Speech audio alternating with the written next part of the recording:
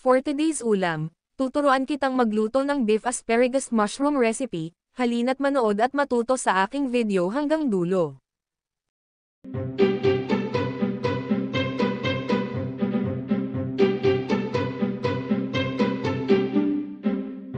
Para sa sangkap, mayroon akong 1/2 kilo ng beef na tenderloin at hiniwa ko na rin ito na parang pang beef steak.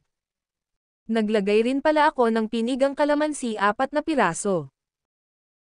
2 tablespoon ng toyo.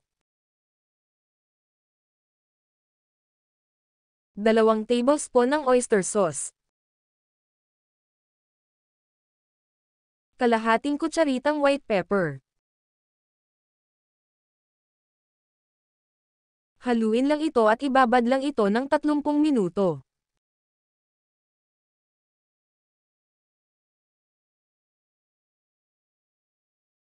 Isang kutsaritang butter.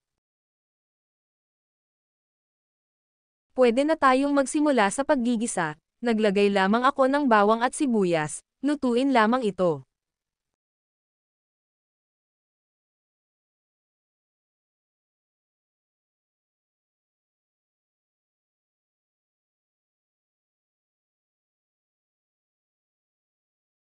Matapos nito ay nilagay ko na din ang marinated na beef.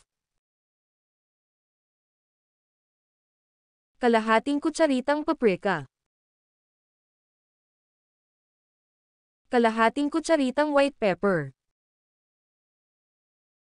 Binuhos ko na rin ang marinated sauce ng beef, tapos haluin lamang ito.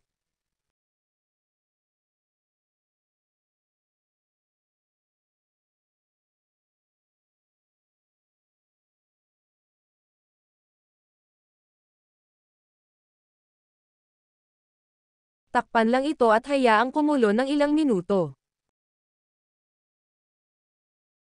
Kapag ito'y kumukulo na, means pwede nang ilagay ang mushrooms at hayaan lang ito hanggang sa lumapot ang sauce nito.